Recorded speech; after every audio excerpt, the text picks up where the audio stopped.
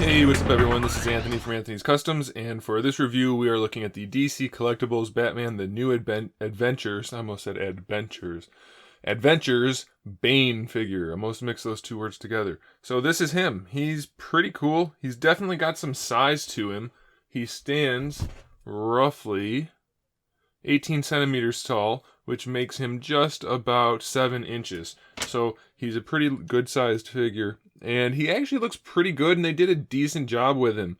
He does have those really angular elbows, but since he's so thick, they don't stand out quite as much, so it's not too bad. The paintwork on the face, I do like it. I think they did a good job with that.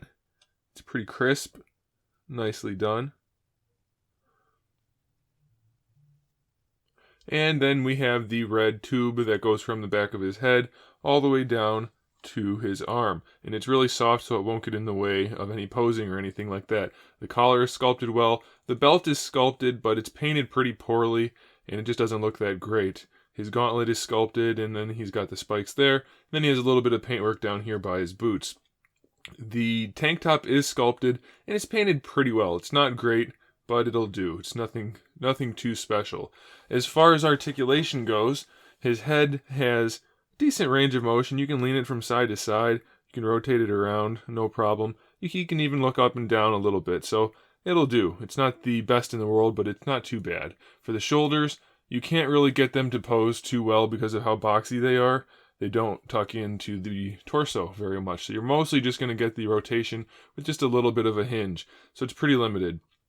For the elbows, we're still not quite getting 90 degrees, but we do get our bicep swivel built in there. The wrists are swivels plus the hinge, so that's pretty good. The ab crunch is this line right here. You can see that separation. That's because that's the ab crunch.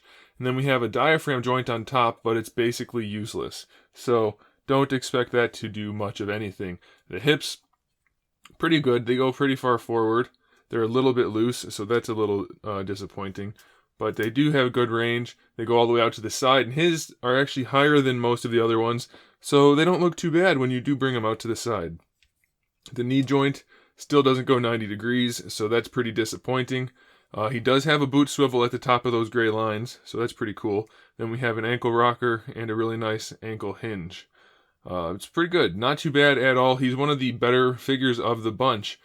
So far, he and Nightwing are the two best figures, so I would recommend you get those. As far as accessories go, he comes with the little turnaround display stand, which is shedding plastic. It's alright. It looks pretty good. He does have some actual shading on him, unlike some of the characters, so that's good, and it does have the acrylic that you guys all are familiar with. You saw the two fist hands on him. He has a few other hands, so we have the two gripping hands that you can see here.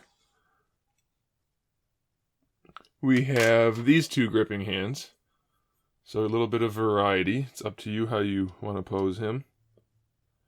And we have these two gripping hands, so you can pose him however you want to, as long as you want to use one of those 4 sets of hands. You shouldn't have any trouble. It's a pretty good figure. I'm fairly pleased with it, despite its shortcomings. They did a pretty good job, so I do recommend it. I think you guys should probably pick it up. It is in stock at Big Bad Toy Store, so check them out in the link in the description below. And make sure you subscribe to the channel so you can see my upcoming figure reviews, custom figures, and other good stuff. And in the meantime, keep collecting.